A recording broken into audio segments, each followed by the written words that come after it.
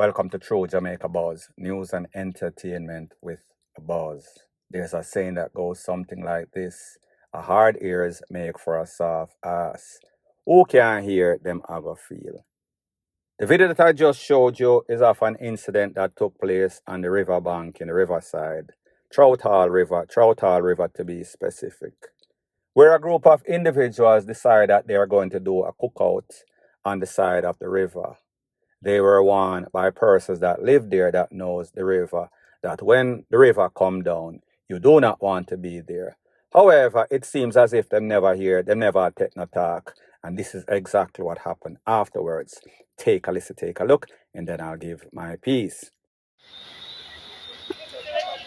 Long time me I tell you no say river come. Stand the boy. Oh no, move the car. Make it put them wash and move the car. Move the car. Long time me I tell you. Eh? Them a lose sitting. Look how long we are telling us the river come. Take a woman who don't take up his sitting them. Could I? Virgin, move the car. Move the car. Fuck out no. Move the pot. Fuck out. Could I? Bumbo clat. A long time me tell you the river come. A long time me I tell you no. Where? Watch out. Oh? Yes, man. In a year, no man. Because they're stubborn, you know. Tell you no. I chew no blood clot stubborn. Tell you no. I chew me no want to wash everything back on. Tell you no. So that back a cool gun. So that cool gun there. They're stubborn, you know. Long time me I tell you no. For me, I good on me call and I tell us every back up. Where they come from? No much one call. Hey, Jude, but you know how long for you tell me? You know how long me ready and tell him say? Ryan and tell him say Bridget river come. And we are drunk and my girlfriend reach and call me. No, we cool gun. No, they take them, they show them out, man. That's why soup and something. When you are good on me tell them say river come. Tell them who back yourself again. We tell them, on a long time, we tell them no. Oh, And then don't get so you tell them to come them And then did it. yes, man, water warm and nice. Ryan, me don't respect nobody. So people, this happened at RUM. Some people said Trout Hall, don't know if it is the same. Don't know if it's two different incidents or one incident. However, the moral of the story is still the same. The message is still the same. Hard ears. The man tell them before him left. Tell them when him come back. Him family member tell them river come down. Them didn't understand what nature is like. If you're not from a place and the residents there are telling you, listen, don't set up shop right here so una get washed away. Warning pan top of warning, and you still did not take heed. Luckily, nobody lost their life. Luckily, the vehicle them not get washed away. Moral of the story is that don't make ignorance get the better of you. Change this attitude that we have in Jamaica where we don't take any sorts of talk. Even when it is coming from a good place, a constructive place. In this case, it could have been worse. Hopefully, other knuckleheads will see this video and take heed. Point blank and period. So the next thing that is popping in the news, it is called Portland, I wish part, the boatland. Based on the picture that you see on the screen, is of 40-something Haitian that it is said to have landed in Long Bay. Long Bay is in Portland. I am going to show you a video that shows these Haitians when them hit the shore and the way that people reacted, including the police, the JSF and the JDF were there. Take a listen, take a look, and then I'll give my piece. So all of them are company boat, everybody down there. So all of them are changed? Yeah. Them are changed, yeah. Now, people, when you look at a little boat like that and you imagine 40 people, women, children, men, all aboard seeking greener pastures. When you think about the fact that Jamaica is one of those places where many Jamaicans migrate overseas for a better job, better opportunity. So just when you think that your situation is the worst, there is somebody that is wishing and hoping and praying that they could have your situation, your opportunity. Moral of the story is that the grass is not always greener on the other side. Moral of the story is that your situation might be greener grass for many, many people, including Haitians that have it very bad because they would risk their life, jump on a boat, risk the sea, the waves, the tide, everything, just to come to Jamaica only to end up in a prison. Because more than likely, none of these persons are going to gain political asylum based on the recent history.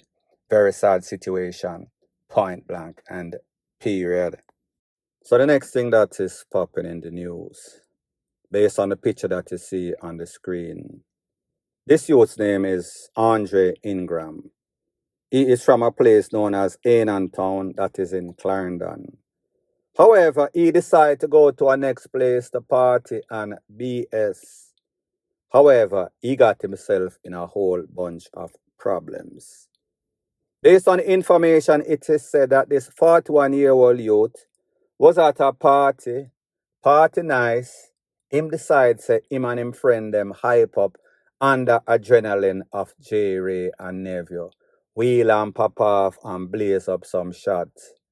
Unbeknown to him is that some men who happened to be police officers that were passing by in a close proximity heard the shots, realized where the shots were coming from, realized that this man is not a part of the JCF or the JDF. This man, more than likely, don't have a license fire piece. This man, more than likely, even if he had a license fire piece, it is still illegal. That firearm would have been in an illegal act. Police rush him, and the rest is history. They found a Taurus 9mm. Blaze him up, he did not stand a chance. Based on what the police said, that cliche script, they came under fire, returned like fire. After the smoke cleared, Mr. Ingram was seen clutching on to his Taurus, not Ingram. They rushed him to the hospital, Spalding Hospital to be specific. However, too late was the call. Moral of the story is that when you look at the picture and the way that this man acts, gun finger under the influence of alcohol, those were both of the influences that sent him to the afterlife. Moral of the story is this: for all of you knuckleheads that are out there that have aspirations of being gunmen, just remember, every day that the bucket goes to the well, one day the bucket or the bottom is going to fall out. Such is the case when you least expect it. It is called karma, because this man is said to be a troublemaker, a menace to society. However, those deeds in the past came back and haunt him in the future. Send him to the past, point blank and period. So the next thing that is popping in the news is that we see that the National Justice or Security Minister, Dr. Horace Chang, is saying that he's taking a stance against violence against women and children, the most vulnerable in a society, especially those that were taken away. Men jump over them fence, bust them throat, fling them in a barrel, take them away missing, and then found DEAD in some sorts of bush area. He is speaking specifically about that 9-year-old girl, Kelsey. He is speaking specifically about that UTech student that was taken away, found a couple of days later. And also 2 girls, sisters, that were touched up by a man. That man eventually ran leave his ID. That is how the police identified him. I want you to take a look to exactly what Dr. Horace Chang had to say, and then I'll give my piece. Has got all the privilege of a businessman. He's a licensed firearm. He's driving around comfortable, and he just really overwhelm and brutalize a nurse with his uniform. It shows that kind of total disrespect, not only for that side of our profession, the caring side of our life, but she's a woman, a young woman, a young professional, and there was no hint of restraint. It was just horrible beating. I mean, she could have been killed. Just stamping her head with the boots. I see size. That was the intent was to kill. Events are put in fact. It's two rape cases. Well, all may be rape in fact, where the 9-year-old is constantly brutal and has really generated the emotions across the both anger and sadness. But that was followed by the two other 8 and 10-year-olds. We call the rapist fortunately, and of course the murder of the youth student. This, which again seems to have some sexual element. It's only unconscious and brutal, but it raises issue about some underlying dysfunctional elements of society. There was a number of things that they put to do to identify them. What they're now looking for is to build evidence against the potential individual. And that it is us. The police have to track activity there, so there was some activity getting there, but they didn't find it because, of course, we don't have that level of, well, not that we don't have it, level of technology to identify it as the phone signal, not as accurate as you know until normal circumstances. While for years we have been very focused on homicides, we have maybe overlooked some of these underlying social pathology, and from the level of security, of course, we're going to pay particular attention, both in terms of apprehending, but also in terms of working with agencies and our departments that are involved to seek to prevent this kind of thing. Yes, it is really worrying and of deep concern with it. We're going to have to take steps to find a way to intervene before we get to that.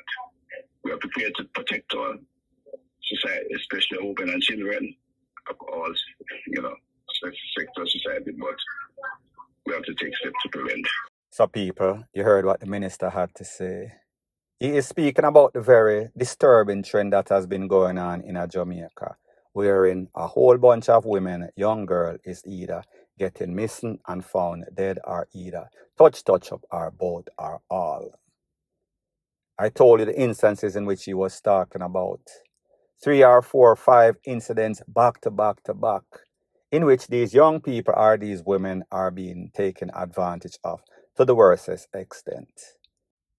So the minister is letting us know that he is going to take a serious stance. He is stepping up the investigation. He is stepping up the sentencing. He is stepping up how they deal with these criminal elements, whether they are going to see the maker or they are going to see the judge. In most cases, we would say, preferably, see the maker, sent to the afterlife. So anyways, people, that is that as it pertains to that, point blank and period. You see anybody sick today?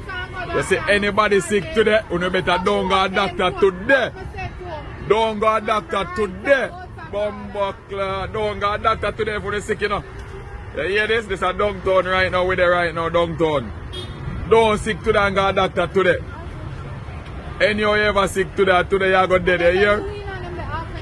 All both, every nurse and every doctor, everybody there, you hear? See them here? Don't sick today. So the next thing that is popping in the news based on that video that has been circulating all over social media, where it is seeming or it is obvious that doctors and nurses at the hospital in Jamaica are on a strike. I am sure it's more than likely because of not being compensated proper wages for their services rendered. Now people, when it comes to a country, very important, security, education and health. If security, education and health is lacking in that country, it tells you that the country is not being properly managed. Disclaimer, whether it was JLP or PNP. 2 parties, but the whole of them are playing the same sad song. It does not make any sorts of difference. So when we see that these essential workers, health workers, security workers, educational workers, public servants are not being properly compensated, meaning that the amount of work, the amount of risk that they are taking is not on par with what they are being paid. Especially when we see that government officials, MPs, got a 300%, 200%, 150, 100% raise because they claim that for them to properly manage the country, they need their wages to be up. So I say this to say that when you look at our political representatives and we compare the money of Jamaica with country like Bahamas. And we see say the Bahamian dollar is 1-for-1 with the United States dollar. And Jamaican dollar is 1 for about $160. And we look at the wages of the Bahamian Prime Minister.